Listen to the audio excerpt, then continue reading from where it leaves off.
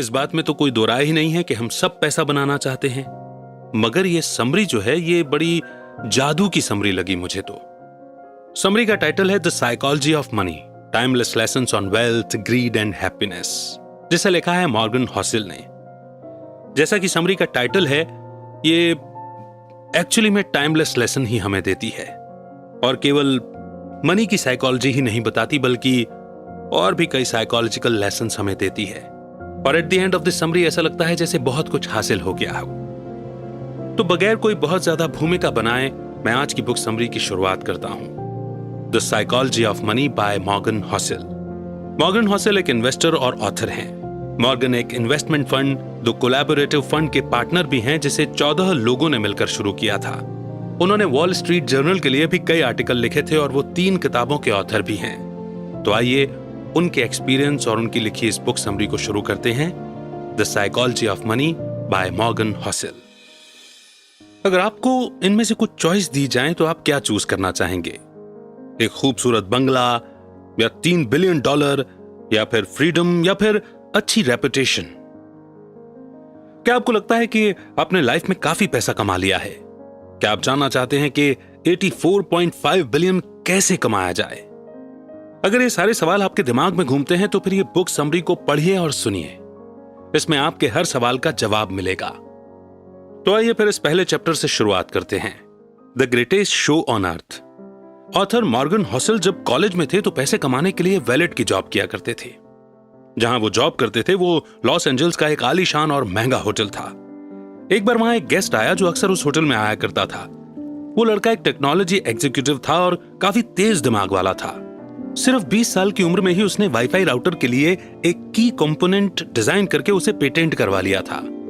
उस young Millionaire ने कई सारी टेक कंपनीज स्टार्ट की और बाद में उन्हें बेच दिया। वो काफी सक्सेसफुल था, लेकिन पैसे के मामले में वो थोड़ा अनलकी था।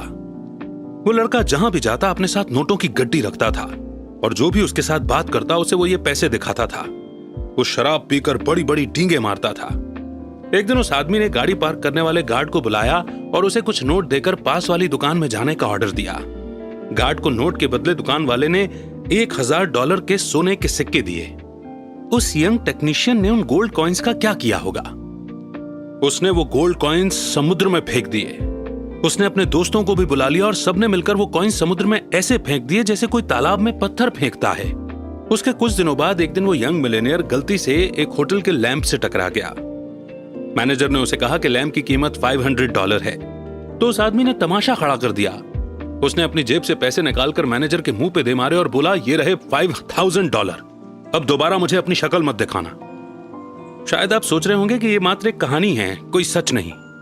आप शायद सोच रहे होंगे कि उस यंग मिलेनियर का क्या हुआ होगा, लेकिन ये स्टोरी एकदम सच है।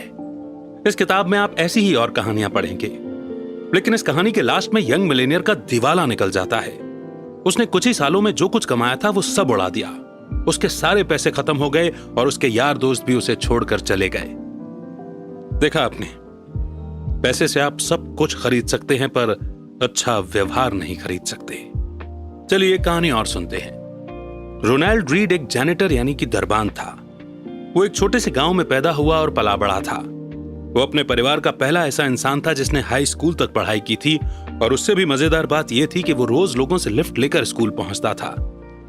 रोनाल्ड एक साधारण जिंदगी जी रहा था। 25 साल उसने एक गैस स्टेशन में गाड़ियां रिपेयर करने का काम किया। उसने जेसी पन्ने में 20 सालों तक फ्लोर की सफाई का काम किया। 38 साल की उम्र में रोनाल्ड ने एक 2 बेडरूम का घर खरीदा। उसने वो घर $12,000 में खरीदा और अपनी पूरी लाइफ उस घर में गुजारी। रोनाल्ड की शादी भी हुई पर कोई बच्चा नहीं हुआ। जब वो 50 का हुआ तो उसकी वाइफ चल बसी थी। उसके पड़ोसी का कहना था कि रोनाल्ड की मनपसंद हॉबी लकड़ियां काटना था। जिस दिन रोनाल्ड ने न्यूज हेडलाइन बनाई वो दिन था उसकी मौत का। ये 2014 की बात थी। वो 92 साल का था। रोनाल्ड रीड के पास $8 मिलियन थे। उसने $2 मिलियन अपने 2 सौतेले बच्चों के लिए छोड़े थे और $6 मिलियन एक लोकल हॉस्पिटल और लाइब्रेरी को डोनेट कर दिए थे। अगर आप विकिपीडिया में रोनाल्ड रीड के बारे में सर्च करेंगे तो उसमें आपको पता चलेगा कि वो एक चौकीदार, गैस स्टेशन अटेंडेंट, इन्वेस्टर, समाज सेवक और मिलियनेयर था। लेकिन ये कैसे हुआ? इसमें कोई ट्रिक नहीं है। रोनाल्ड ने कोई लॉटरी नहीं जीती थी और ना ही उसे कोई खानदानी पैसा मिला था। रोनाल्ड इतने सालों से पैसा बचाकर ब्लू स्टॉक चिप्स में इन्वेस्ट कर रहा था। बस इतनी सी बात थी। वो एक एक पैसा सेव करता था, यहां तक कि उसने कभी इंटरेस्ट भी नहीं निकाला था। उसने अपनी सेविंग को सालों साल कंपाउंड किया था और उसकी मौत तक उसके पास $8 मिलियन रकम जमा हो चुकी थी। क्या आप कंपाउंडिंग का कॉन्सेप्ट जानते हैं? चलिए इसके बारे में हम बाद में बात करेंगे, लेकिन उससे पहले आपको एक और स्टोरी सुननी चाहिए। अब जरा एक नजर डालते हैं उस आदमी पर जो रोनाल्ड रीड से बिल्कुल हटकर था। रिचर्ड फ्यूस्कॉन मेरिल लिंच में एक एग्जीक्यूटिव था। उसने हार्वर्ड से MBA किया था और वो 40 की उम्र में रिटायर हो गया था। एक बिजनेस मैगजीन की under 40 most successful people list में उसका नाम भी शामिल था। कनेक्टिकट में रिचर्ड का 18,000 स्क्वायर फीट का बंगला था, जिसमें 2 स्विमिंग पूल, 2 लिफ्ट, 7 गैरेज और 11 बाथरूम थे। इस बंगले की मेंटेनेंस का खर्चा ही $90,000 पर मंथ था और इसकी मेंटेनेंस में रिचर्ड ने काफी बड़ा उधार लिया था। लेकिन फिर उसकी किस्मत ने करवट बदली। 2008 में फाइनेंशियल क्राइसिस आया और रातों रात रिचर्ड फुटपाथ पर आ गया। उसी साल उसने बैंक्रप्सी के लिए फाइल किया। इन दोनों यंग मिलेनियर्स रोनाल्ड रीड और रिचर्ड की कहानी से हमने क्या सीखा? फाइनेंशियल सक्सेस कोई साइंस नहीं है, बल्कि फाइनेंस ही एक ऐसी फील्ड है जहां रोनाल्ड रीड जैसे लोग भी सक्सेस हो सकते हैं। एक हम्बल एजुकेशन और एक्सपीरियंस वाला इंसान सर्जन, आर्किटेक्ट या इंजीनियर नहीं बन सकता, लेकिन फाइनेंस में रोनाल्ड रीड जैसा मामूली आदमी भी काफी बढ़िया अचीवमेंट कर सकता है। फाइनेंशियल सक्सेस एक सॉफ्ट स्किल है जिसे कोई भी सीख सकता है। ये एक यूनिक फील्ड है जहां आपकी नॉलेज से ज्यादा आप कैसे बिहेव करेंगे ये ज्यादा मायने रखता है। फाइनेंस की फील्ड पैसे की साइकोलॉजी समझने का तरीका है। आप चाहे जहां से भी हों, जैसे भी हों, पैसा आपका दिमाग बड़ा बना देता है। बस आपको अलर्ट रहने की और ध्यान देने की जरूरत है। हर कोई अमीर बन सकता है, पर हर कोई हम्बल नहीं होता। इन स्टोरीज और इनसे मिले लेसन के बाद हम आगे बढ़ते हैं और समझते हैं नेक्स्ट चैप्टर को, नेवर इनफ। वैनगार्ड के फाउंडर जॉन सी बोगल ने एक बार एक स्टोरी सुनाई थी। एक बिलियनर के घर पे पार्टी हो रही थी। एक कोने में कर्ट वैंगुएट और जोसेफ हेलर बैठे थे। दोनों अपने होस्ट की इनकम की बात कर रहे थे, जो कि एक हेज फंड मैनेजर था। कर्ट ने कमेंट किया कि उस आदमी की एक दिन की कमाई भी जोसेफ के नॉवल कैच 22 की पूरे साल की बिक्री से भी ज्यादा है। इस पर जोसेफ ने कमाल का जवाब दिया। उसने कहा कि उसके पास वो है जो हेज फंड मैनेजर के पास कभी नहीं होगा, और वो है इनफ। वैसे अभी आपकी सोर्स ऑफ इनकम क्या है? क्या आप बोल सकते हैं कि आपके पास इनफ मनी है? चलिए इन दोनों लोगों की स्टोरी से जानते हैं। रजत गुप्ता कोलकाता का एक गरीब लड़का था। वो एक अनाथ था, लेकिन 45 साल की उम्र में ही वो एक CEO बन गया। रजत दुनिया की जानी मानी कंसल्टिंग फर्म में से एक मैकेंजी के CEO थे। साल 2007 में जब वो कंपनी से रिटायर हुए तो उसके बाद उन्हें United Nations and the world economics forum में एक बड़ी इंपॉर्टेंट पोजीशन मिली। रजत 5 अलग अलग कंपनी के बोर्ड ऑफ डायरेक्टर भी थे। कोलकाता की झुग्गी झोपड़ियों से निकलकर उन्होंने सबसे अमीर बिजनेसमैन बनकर दिखाया। 2008 में रजत गुप्ता की वर्थ $100 मिलियन हो चुकी थी, लेकिन वो अपने पैसे से कभी भी सेटिस्फाइड नहीं हुए। वो एक सेटा मिलियनर बन चुके थे, तो अब उन्हें एक बिलियनर बनना था। वो उस सर्कल में आना चाहते थे। फिर रजत गोल्डमैन सैक्स के बोर्ड ऑफ डायरेक्टर बने। उन्होंने बिलियनर बनने के लिए खुद को आगे बढ़ाया। 2008 में गोल्डमैन सैक्स इकोनॉमिक क्राइसिस के दौर में थी। वॉरेन बुफे ने कंपनी को बचाने के लिए उसमें $5 बिलियन का इन्वेस्ट करने का डिसीजन लिया। एक बोर्ड मेंबर होने के नाते रजत गुप्ता को यह बात पब्लिक से पहले पता चल गई थी।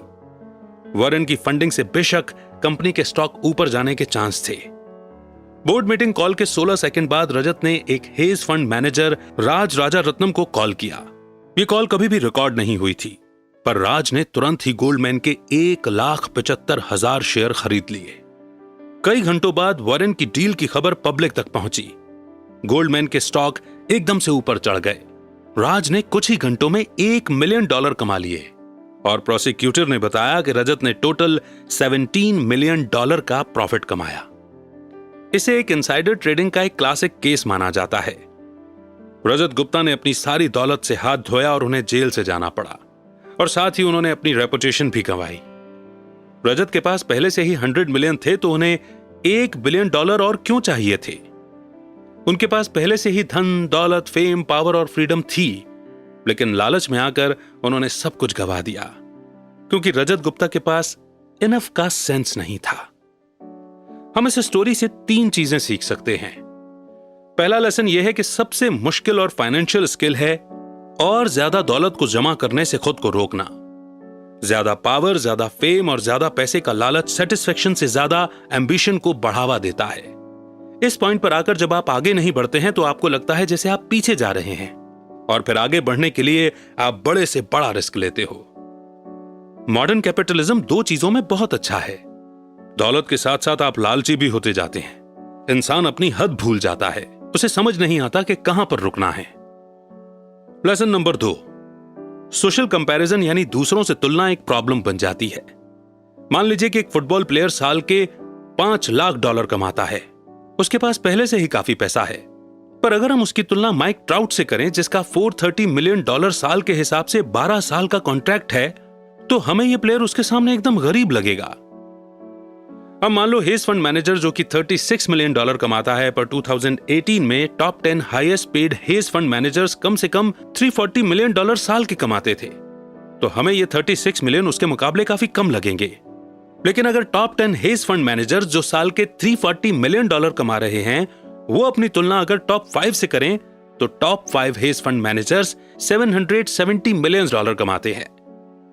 और अगर टॉप 5 खुद की तुलना वॉरेन बुफे से करें, जो कि 2018 में उनसे $3.5 बिलियन ज्यादा अमीर हैं, और अगर वॉरेन बुफे जेफ बेजोस के लेवल पर आना चाहें, जिनकी वर्थ 2018 में $24 बिलियन थी, तो यहां देखा आपने कि सोशल कंपैरिजन की दीवार बहुत ऊंची है, कोई भी इसे छू नहीं सकता। अगर आप भी इस खेल में शामिल हो जाओ कि मैं अपने दोस्तों जितना अमीर होना चाहता हूं, तो आप कभी नहीं जीत सकते, क्योंकि जीतने और पैसा कमाने की कोई लिमिट नहीं है। कोई पॉइंट नहीं जहां आपको इनफ लगे और आप सेटिस्फाइड फील करो। जीतने का एक ही तरीका है कि लड़ो ही मत। मान लो कि आपके पास काफी पैसे हैं, चाहे आपके आसपास के लोग और की चाहत में पागल हुए जा रहे हों। लास वेगास के एक डीलर ने एक बार कहा था कि कैसीनो में जीतने का एक ही तरीका है, घुसते ही बाहर निकल जाओ। सोचो आप एक एग्जीक्यूटिव विलेज की पार्टी में हैं। आप और आपके दोस्त डिस्कस कर रहे हैं कि कौन सबसे अमीर है, किसके पास सबसे बड़ा घर है, और कौन सबसे ज्यादा फेमस है, और किसे लोग सबसे ज्यादा पसंद करते हैं।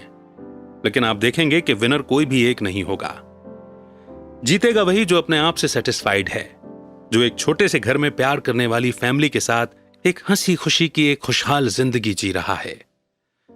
लेसन नंबर 3, कुछ चीजें पैसे, फेम और पावर से बढ़कर होती हैं, चाहे आपके पास एक कितना ही ज्यादा क्यों ना हो। ये बातें रजत गुप्ता ने जेल से छूटने के बाद द न्यूयॉर्क टाइम्स के अपने इंटरव्यू में कही थी। उनसे जब पूछा गया कि उन्होंने इस घटना से क्या सीखा, तो वो ये बोले कि किसी भी चीज से ज्यादा अटैचमेंट मत रखो, चाहे वो आपकी रेपुटेशन हो या आपकी अचीवमेंट हो। ये चीजें कोई मैटर नहीं करती। इस हादसे ने मेरी पूरी रेपुटेशन बर्बाद करके रख दी है, लेकिन मैंने अब सीख लिया है कि मुझे इससे भी बहुत ज्यादा अटैचमेंट नहीं रखनी है।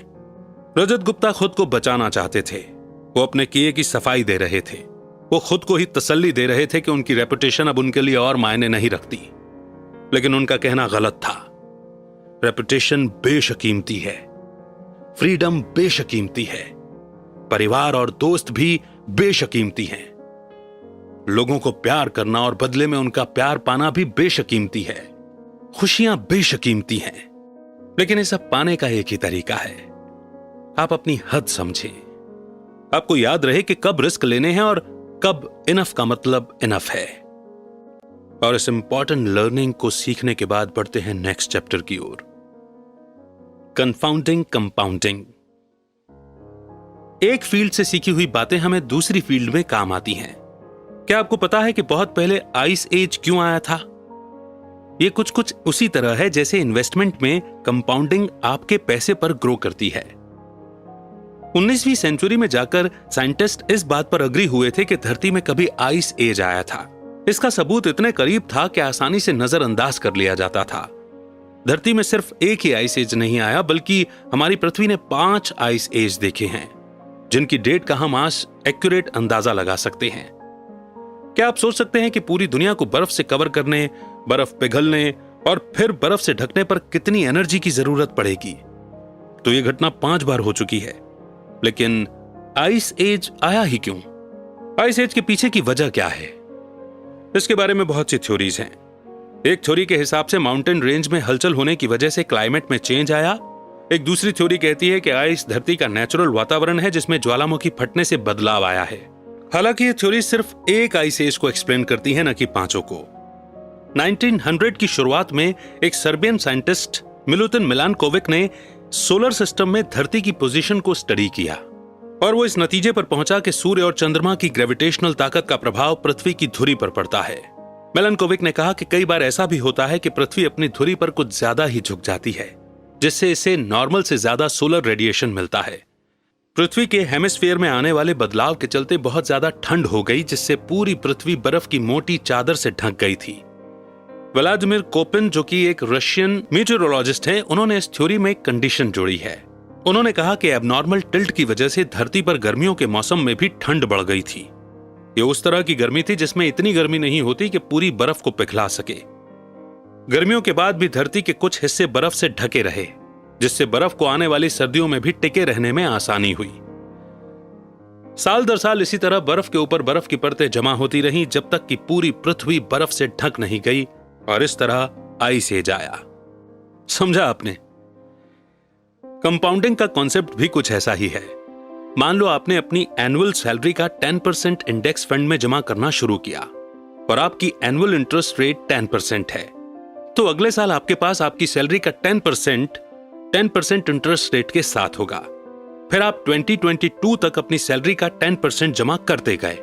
हर साल आप 10% जोड़ रहे हैं और हर साल आपका 10% इंटरेस्ट रेट भी ग्रो कर रहा है। अगर आप इस पैसे को अगले 10 साल तक नहीं निकालते हैं तो आप मिलियनेयर बन जाएंगे। आइस एज भी धीरे धीरे बर्फ के जमा होने से आया। कंपाउंडिंग ऑफ इंटरेस्ट का मतलब भी यही है, धीरे धीरे पैसा जमा होना। क्या आपको पता है कि वॉरेन बुफे सिर्फ 10 साल की उम्र से ही इन्वेस्ट करते आ रहे थे? उन्होंने कभी भी अपने इंटरेस्ट का पैसा नहीं निकाला। उन्होंने कई सालों तक ये पैसा जमा होने दिया और जब वो 89 के हुए तो उनके पास $84.5 बिलियन था। ये उनके डिसिप्लिन और 8 दशकों के कंपाउंडिंग का नतीजा था। अगर आप कैलकुलेट करें तो वॉरेन बुफे ने अपने 50वें जन्मदिन के बाद ही 84.5 बिलियन कमाया। ये सब कंपाउंडिंग के पावर का कमाल है। इस इक्वेशन के बारे में सोचिए। 8 + 8 + 8 + 8 + 8 + 8 + 8 + 8 + 8 = 72। ये जोड़ है। लेकिन जब आप 8 को 8 से ही 9 बार मल्टीप्लाई करेंगे तो क्या होगा? 8 × 8 × 8 × 8 × 8 × 8 × 8 × 8 × 8 13,42,17,728। देखा आपने कितना फर्क है? वॉरेन जब 20 या 30 के थे तो वो अपना पैसा यूं ही खर्च नहीं करते थे और उन्होंने 60 या 70 का होने तक इन्वेस्टिंग नहीं छोड़ी। वो लगातार इन्वेस्ट करते गए। उन्होंने 25 सालों तक पैसा जमा किया। वॉरेन की दौलत पर कई सारी किताबें भी लिखी गई हैं। फिर से बता दें कि उनके पास $84.5 बिलियन हैं। उन्होंने 10 साल की उम्र से इन्वेस्ट करना शुरू किया था और 89 का होने तक वे करते ही रहे। अगर कंपाउंडिंग पर सच में कोई किताब लिखी जाए तो उसका नाम होना चाहिए शट अप एंड वेट। अमीर होने और अमीर रहने के बीच का फर्क। तो आइए अब एक और इंपॉर्टेंट चैप्टर समझ लेते हैं, अमीर होने और अमीर रहने के बीच का फर्क। Getting wealthy versus staying wealthy. अमीर बनने के कई तरीके हो सकते हैं, लेकिन अमीर बने रहने का सिर्फ एक ही तरीका है। चलिए तो ये बात हम इन 2 इन्वेस्टर्स की कहानी से सीखते हैं। जेसी लिवरमोर अपने टाइम का बेस्ट स्टॉक ट्रेडर्स में से एक था। वो 1877 में पैदा हुआ था, जब दुनिया को पता भी नहीं था कि ट्रेडर कोई भी बन सकता है। उससे पहले ही उसने खुद को एक ट्रेडर के तौर पर एस्टेब्लिश कर लिया था। 30 साल की उम्र में ही जेसी ने $100 मिलियन कमा लिए थे। 1929 में स्टॉक मार्केट क्रैश हो गई थी, जिसकी वजह से ग्रेट डिप्रेशन आया। उन दिनों चारों तरफ बस यही न्यूज छाई हुई थी। वॉल स्ट्रीट के न जाने कितने ही स्टॉक ट्रेडर्स ने सुसाइड कर लिया था। अक्टूबर 29, 1929 के दिन जेसी का परिवार घर पर उसका इंतजार कर रहा था। उसकी वाइफ और 2 बच्चे दरवाजे पर खड़े होकर उसके आने की राह देख रहे थे और उसकी मदर इन लॉ बेडरूम के अंदर बैठकर रो रही थी। जेसी घर पहुंचा, वो शॉक में था, पर इसलिए नहीं कि उसका दिवालिया निकल चुका था। उसने अपनी वाइफ को पूरी बात बताई। हुआ यूं था कि जेसी ने शर्त लगाई थी कि स्टॉक मार्केट नीचे आएगा और उसका अंदाजा एकदम सही निकला और वो करोड़पति बन गया। उस दिन अक्टूबर 29 को उसने $3 बिलियन पैसे कमाए थे।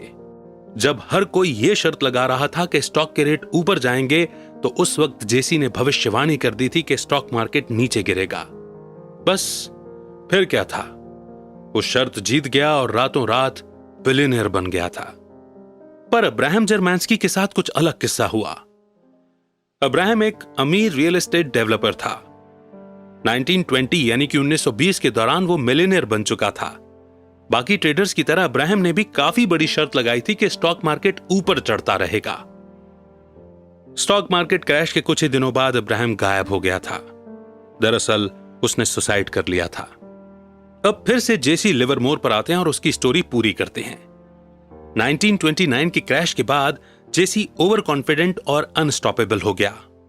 वो एक के बाद एक बड़ी बड़ी शर्तें लगाता चला गया और जीतता गया। जेसी को यूं लगा कि जैसे वो हमेशा ही जीतता रहेगा। लेकिन 1933 में उसने स्टॉक मार्केट में अपना सारा पैसा गंवा दिया। जेसी भी कुछ दिनों के बाद गायब हो गया और उसने खुद की जान ले ली। जो चीज अब्राहम के साथ हुई थी वही 4 साल बाद उसके साथ भी हुई। अब्राहम की तरह वो भी सुसाइड करने पर मजबूर हो गया था। तो यहां समझा आपने, दोनों आदमी अमीर तो बन गए थे पर अपनी अमीरी बरकरार नहीं रख सके। पैसा कमाना एक बात है, पर उसे बनाए रखना अलग चीज है। पैसा कमाने के लिए आपको बाहर निकलना पड़ेगा, रिस्क लेने पड़ेंगे, आपको ऑप्टिमिस्टिक बनना होगा। लेकिन पैसे को बनाए रखने के लिए आपको हम्बल होना पड़ेगा। आपको यह बात याद रखनी होगी कि किसी भी वक्त, किसी भी सेकंड आपकी सारी दौलत छिन सकती है, क्योंकि जिंदगी ऐसी ही है। यहां कब क्या होगा यह कोई नहीं जानता। कभी आप एकदम टॉप पे आएंगे तो कभी एकदम बॉटम पर। पैसे को बनाए रखने के लिए आपको सोच समझकर पैसे का इस्तेमाल करना सीखना होगा। और यह भी एक फैक्ट है कि पैसा मेहनत से कमाया जाता है, पर इसे कमाने में किस्मत का भी बड़ा हाथ होता है। जिंदगी में हमेशा याद रखिए कि सक्सेस हमेशा रहने वाली चीज नहीं है। लाइफ में हार और नाकामयाबियां दोनों मिलेंगी। बीते कल की सक्सेस आने वाले सुनहरे कल की गारंटी नहीं दे सकती है। अब हम वॉरेन बुफे के पास वापस चलते हैं और देखते हैं कि उन्होंने 70 साल से अपनी वेल्थ को कैसे मेंटेन करके रखा हुआ है।